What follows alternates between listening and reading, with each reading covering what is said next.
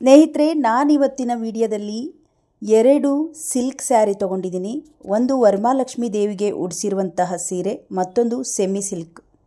ಹಾಗೆ ಇವನ್ನ ನಾವು ಪೂಜೆಗೆ ಅಂತ ಬಳಸಿದ ಮೇಲೆ ಸಾಮಾನ್ಯವಾಗಿ ಸ್ವಲ್ಪ ಎಣ್ಣೆ ಅಥವಾ ಅರಿಶಿನ ಏನಾದರೂ ಬಿದ್ದಿರುತ್ತೆ. ಹಾಗಾಗಿ ಅಂಥ ಸೀರೆಗಳನ್ನು ಹೇಗೆ ಕ್ಲೀನ್ ಮಾಡೋದು, ಮತ್ತು ಎಣ್ಣೆ ಜಿಡ್ಡು ಅಥವಾ ಅಪ್ಪಿತಪ್ಪಿ ಸ್ವಲ್ಪ ನೀರಿನ ಕಲೆ ಏನಾದರೂ ಸೀರೆ ಮೇಲೆ ಬಿತ್ತು ಅಂದರೆ ಅದು ಹಾಗೆ ಉಳ್ಕೊಂಡ್ಬಿಡುತ್ತೆ. ಹೇಗೆ ಮನೆಯಲ್ಲೇ ನಾವು ಇಂಥ ಸೀರೆಗಳನ್ನು ವಾಶ್ ಮಾಡ್ಬೋದು ಅಂತ ಇವತ್ತಿನ ವಿಡಿಯೋದಲ್ಲಿ ಕಂಪ್ಲೀಟಾಗಿ ವಿಡಿಯೋದಲ್ಲಿ ಶೇರ್ ಮಾಡಿದ್ದೀನಿ. ಎಲ್ಲಿಯೂ ಸ್ಕಿಪ್ ಮಾಡದೆ ಪೂರ್ತಿಯಾಗಿ ವಿಡಿಯೋ ನೋಡಿ. ಎಲ್ಲರಿಗೂ ನಮಸ್ಕಾರ. ನಮ್ಮ ಚಾನಲ್ಗೆ ನಿಮ್ಮೆಲ್ಲರಿಗೂ ಆತ್ಮೀಯವಾದ ಸುಸ್ವಾಗತ. ಬನ್ನಿ, ಇಲ್ಲಿ ನಾನು 2 ಸೀರೆಗಳನ್ನು ತಗೊಂಡಿದ್ದೀನಿ. ಸಾಮಾನ್ಯವಾಗಿ ಪೂಜೆಗೆ ತಗೊಂಡಿರುವ ಸೀರೆ, ಮತ್ತು ನನ್ನ ಹತ್ರ ಒಂದು ಸೆಮಿ ಸಿಲ್ಕ್ ಇತ್ತು.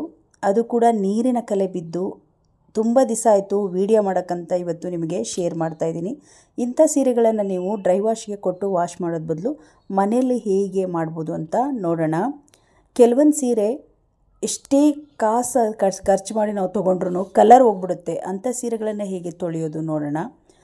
ಇದು ಹೊಸ ಸೀರೆ, ಒಂದು ಸಲನೂ ವಾಶ್ ಆಗಿಲ್ಲ. ಹಾಗಾಗಿ ಇದನ್ನು ನಾನು ವಾಶ್ ಮಾಡಿ ತೋರಿಸ್ತೀನಿ.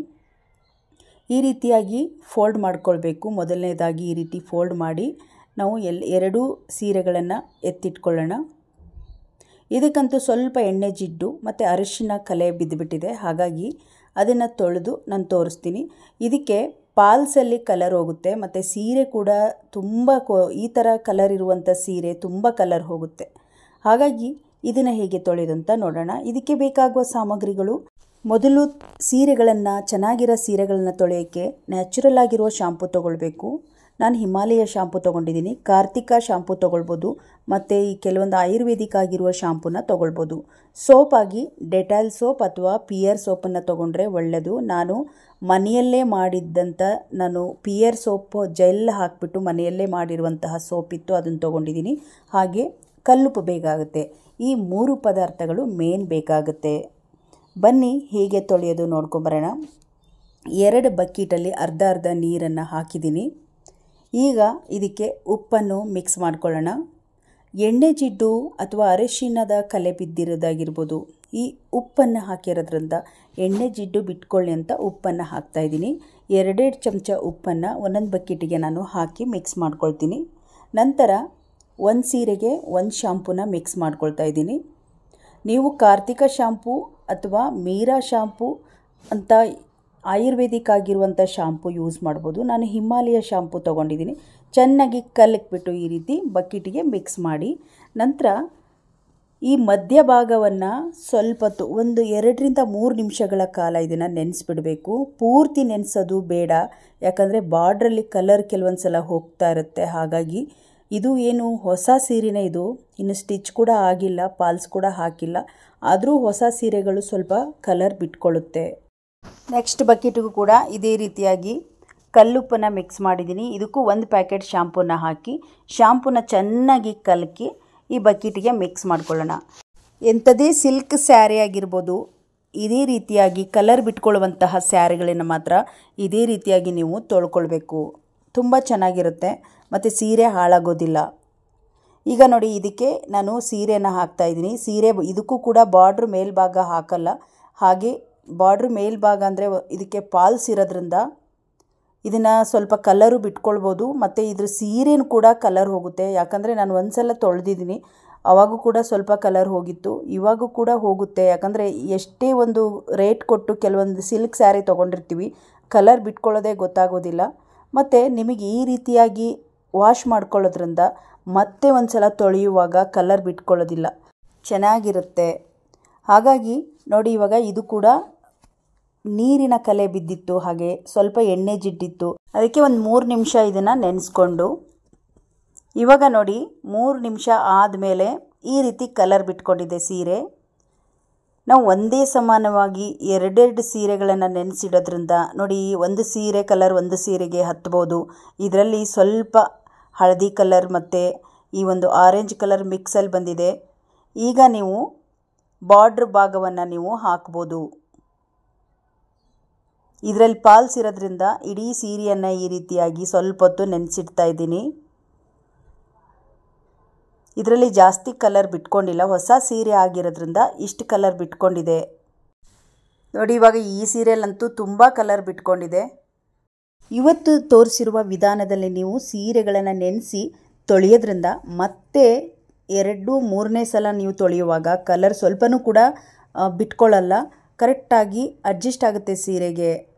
ಈಗ ನೋಡಿ ಬಾರ್ಡ್ರ್ ಭಾಗ ಕೂಡ ನಾನು ನೆನೆಸ್ಕೊಳ್ತಾ ಇದ್ದೀನಿ. ಕೆಲವೊಂದು ಸಲ ಪಾಲ್ಸ್ ಕೂಡ ಜಾಸ್ತಿನೇ ಹೋಗುತ್ತೆ, ಆದರೆ ಇದು ಸೀರೆ ಪೂರ್ತಿ ಕಲರ್ ಹೋಗುತ್ತೆ.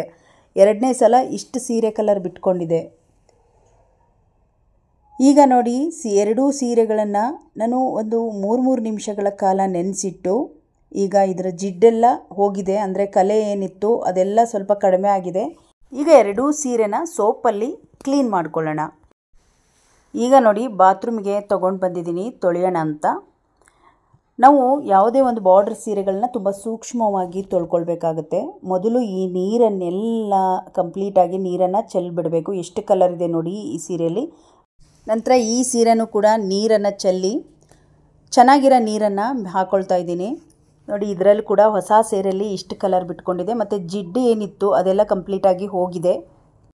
ನೀರನ್ನೆಲ್ಲ ಚೆಲ್ಲಿ ಈಗ ಚೆನ್ನಾಗಿರೋ ನೀರನ್ನು ಹಾಕಿ ಈ ಸೀರೆನ ಸೋಪ್ ಹಾಕಿ ತೊಳ್ಕೊಂಬಿಡೋಣ. ಸೋಪಲ್ಲಿ ಗ್ಲಿಸರಿನ್ ಆಗಿರುವಂತಹ ಸೋಪನ್ನು ಬಳಸಬೇಕು. ಚೆನ್ನಾಗಿರುವ ರೇಷ್ಮೆ ಸೀರೆ ಅಥವಾ ಇಂಥ ಸಿಲ್ಕ್ ಸ್ಯಾರಿಗಳಿಗೆ ಚೆನ್ನಾಗಿರುವ ಸೋಪನ್ನು ಬಳಸಬೇಕು. ಜಾಸ್ತಿ ಕೆಮಿಕಲ್ಸ್ ಇರುವಂತಹ ಸೋಪನ್ನು ನೀವು ಬಳಸಬಾರ್ದು. ನಾನು ಅದಕ್ಕಾಗಿ ಡೆಟಾಯಿಲ್ ಮತ್ತು ನೋಡಿ ಡೆಟಾಯಿಲ್ ಸೋಪನ್ನಾದರೂ ತೊಗೊಳ್ಬೋದು, ಆಮೇಲೆ ಪಿಯರ್ ಸೋಪನ್ನಾದರೂ ತೊಗೊಳ್ಬೋದು, ಮತ್ತು ಪಿಯರ್ ಸೋಪೆಲ್ಲ ಹಾಕಿ ಮನೆಯಲ್ಲೇ ಮಾಡಿರುವಂತಹ ಸೋಪನ್ನು ಬಳಸ್ತಾ ಇದ್ದೀನಿ. ಇದು ನ್ಯಾಚುರಲ್ ಆಗಿರುವ ಸೋಪು, ಹಾಗಾಗಿ ಈ ಸೀರೆನ ತೊಳೆಯೋಕ್ಕೆ ನಾನು ಈ ಒಂದು ಸೋಪನ್ನು ಬಳಸ್ತಾ ಇದ್ದೀನಿ. ಜಾಸ್ತಿನೂ ಉಜ್ಜಕ್ಕೆ ಹೋಗಬಾರ್ದು, ನಿಧಾನವಾಗಿ ನೀವು ಈ ಒಂದು ಸೋಪನ್ನು ಹಚ್ಚಿ ಈ ಸೀರೆನ ತೊಳಿಬೇಕಾಗತ್ತೆ. ನಾನಿಲ್ಲಿ ಈ ಸೀರೆನ ತೊಳೆಯೋದನ್ನು ಫಾಸ್ಟಾಗಿ ಮಾಡಿದ್ದೀನಿ, ಯಾಕಂದರೆ ವಿಡಿಯೋ ಲೆಂತಾಗಿ ಬರುತ್ತೆ ಅಂತ. ಈಗ ನೋಡಿ ಪ್ರತಿ ಸೀರೆ ಪೂರ್ತಿ ಸೀರೆಗೂ ಇದೇ ರೀತಿಯಾಗಿ ಸೋಪನ್ನು ಹಚ್ಚಿ ಚೆನ್ನಾಗಿ ನಾವು ಕೈಯಿಂದ ಇದನ್ನು ಈ ರೀತಿ ತೊಳ್ಕೊಳ್ಬೇಕು. ಜಾಸ್ತಿ ಉಜ್ಜೋದು, ಬ್ರಷ್ ಹಾಕೋದಾಗಿ ಬರ್ಬೋದು, ಯಾವುದು ಕೂಡ ಮಾಡಬಾರ್ದು, ಇಲ್ಲಾಂದರೆ ಸೀರೆ ಹಾಳಾಗಿಬಿಡುತ್ತೆ. ಇದೇ ರೀತಿಯಾಗಿ ನಿಧಾನವಾಗಿ ನಾವು ಸೀರೆನ ತೊಳ್ಕೊಬೇಕು. ಅದರಲ್ಲಿರುವ ಕಲರ್ ಆಗಿರ್ಬೋದು ಮತ್ತು ಜಿಡ್ಡಾಗಿರ್ಬೋದು ನೀಟಾಗಿ ಬಿಟ್ಕೊಳ್ಳುತ್ತೆ ನೋಡಿ. ಇವಾಗ 1-2 ರೌಂಡ್ ಚೆನ್ನಾಗಿರುವ ನೀರಲ್ಲಿ ತೊಳೆದ್ರೆ ಈ ಸೀರೆ ಕ್ಲೀನ್ ಆಗೋಯ್ತು ನೋಡಿ. ಈಗ ಇದನ್ನು ಬಕೀಟಿಗೆ ಇಟ್ಕೊಂಡು ಇನ್ನೊಂದು ಜಾಸ್ತಿ ಕಲರ್ ಹೋಗುವಂತಹ ಸೀರೆನೂ ಕೂಡ ಇದೇ ರೀತಿಯಾಗಿ ಇಂಥ ಸೋಪಲ್ಲೇ ನಾನು ಇದನ್ನು ಕೂಡ ಕ್ಲೀನ್ ಮಾಡ್ಕೊಳ್ತೀನಿ. ನಾವು ಕೊಡೋ ರೇಟ್ ಮುಖ್ಯ ಅಲ್ಲ, ನಾವು 3000, 4000, 5000 ಕೊಟ್ಟಿರುವಂತಹ ಸೀರೆ ಕೂಡ ಕಲರ್ ಹೋಗುತ್ತೆ. ಅಂಥ ಸೀರೆಗಳನ್ನು ಈ ವಿಧಾನದಲ್ಲಿ ನೀವು ಕ್ಲೀನ್ ಮಾಡ್ಕೊಳ್ಬೋದು. ನಿಧಾನವಾಗಿ ನೋಡಿ ಇಂಥ ಸೋಪನ್ನು ಹಾಕಿ ಯಾವುದೇ ಆದ ಬ್ರಷ್ ಹಾಕೋದು ಬೇಡ, ಕೈಯಿಂದನೇ ಉಜ್ಕೊಳ್ಬೇಕು. ನಿಧಾನವಾಗಿ ಕೈಯಿಂದನೇ ಉಜ್ತಾ ಇಂಥ ಸೀರೆಗಳನ್ನು ಕ್ಲೀನ್ ಮಾಡ್ಕೊಳ್ಬೇಕು ನೋಡಿ. ಇವಾಗ 2 ಸೀರೆನೂ ತೊಳೆದಿದ್ದೀನಿ. 2 ಬಕೆಟಿಗೂ ಇವಾಗ ನೀರನ್ನು ತುಂಬಿಸ್ಕೊಳ್ಬೇಕು. 1-2 ಸಲ ಚೆನ್ನಾಗಿ ಈ ಕಲರು ಮತ್ತು ಹಾಕಿರುವ ಶಾಂಪೂದು ಲಿಕ್ವಿಡ್ ಆಗಿರ್ಬೋದು, ಸೋಪ್ ಆಗಿರ್ಬೋದು ನೀಟಾಗಿ ಬಿಟ್ಕೊಳ್ಳೋ ಥರ ನಾವು ಇದನ್ನು ಕ್ಲೀನ್ ಮಾಡ್ಕೊಳ್ಬೇಕು ನೋಡಿ. ಇವಾಗ ಸೀರೆನ ನೀಟಾಗಿ ಒಂದು ಕೈಯಿಂದ ಸಿಂಗಲ್ ಆಗಿ ಫೋಲ್ಡ್ ಮಾಡಿಕೊಂಡು ಮತ್ತೆ 2 ಸಲ 3 ಸಲ ನೀರನ್ನು ಹಾಕಿ ಈ ರೀತಿ ಚೆನ್ನಾಗಿ ಸೀರೆಯನ್ನು ಜಾಲಿಸ್ಕೊಳ್ಬೇಕು. ಈ ಸೀರೆಯಲ್ಲಿ ಹಳೆ ಕಲೆ, ಸ್ವಲ್ಪ ನೀರಿನ ಕಲೆ, ಸ್ವಲ್ಪ ಜಿಡ್ಡಿನ ಕಲೆ ಇತ್ತು, ಹಾಗಾಗಿ ಆ ಕಲೆಯನ್ನು ನೀಟಾಗಿ ಬಿಟ್ಕೊಂಡಿದೆ ನೋಡಿ. ಈ ಸೀರೆನೂ ಕೂಡ 1 ರೌಂಡ್ ಜಾಲಿಸಿ ಆಯಿತು. ನೀಟಾಗಿ ಫೋಲ್ಡ್ ಮಾಡಿಕೊಂಡು ಯಾವಾಗಾರು 1 ಸಲ 2 ಸಲ ಸೀರೆ ಉಟ್ಕೊಂಡಿದ್ದು ಏನಾದರೂ ಫಂಕ್ಷನ್ನಲ್ಲಿ ನಾವು ಊಟ ಮಾಡುವಾಗ ಆಗಿರ್ಬೋದು, ಸಾಂಬಾರು ಕಲೆ ಆಗಿರ್ಬೋದು, ಏನಾದರೂ ಬಿದ್ದಾಗ ಕೆಲವೊಂದು ಸಲ ತೊಳೆಯೋದು ತುಂಬ ಕಷ್ಟ ಆಗುತ್ತೆ. ಅಂಥ ಕಲೆ ಕೂಡ ಚೆನ್ನಾಗಿ ಬಿಟ್ಕೊಳ್ಳುತ್ತೆ.